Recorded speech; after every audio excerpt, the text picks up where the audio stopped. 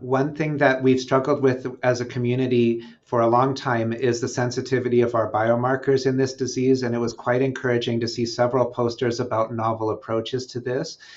There was a validation of wearable devices, and specifically the 95th centile of stride velocity as potentially being a biomarker that might be accepted by regulatory authorities as something to follow over time in this disease.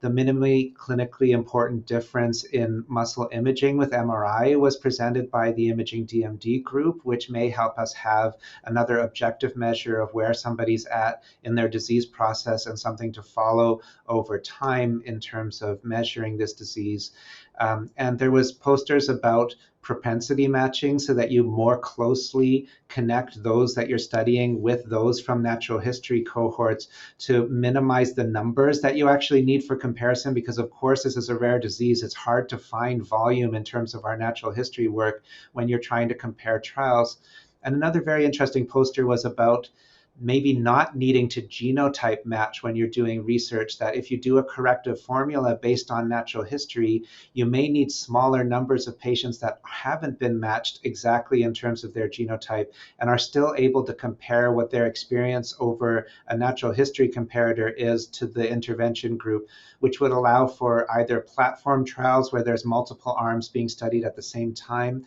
or smaller cohorts with shorter duration trials, which of course is music to everyone in the community's ears in terms of getting access earlier to treatment for everyone if we can prove these things work, but also making the clinical trials more feasible, because doing many-year odysseys is just not what anybody wants to be doing from the perspective of the logistics of getting this done and making sure that we get it to our patients clinically as soon as possible for everybody that might potentially benefit from the treatment. There's another aspect of motor function assessments that I think are very interesting, which is the ability for us to use technology to assess movement. And this is still being perfected, it's still being evaluated, but many clinical trials are now involving the use of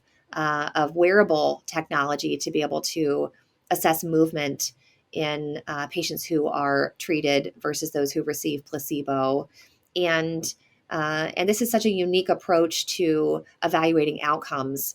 These clinical trials are still using the typical outcomes that we would see for motor function assessments, but this is being done in addition. And it will be interesting to see how we can compare these results over time.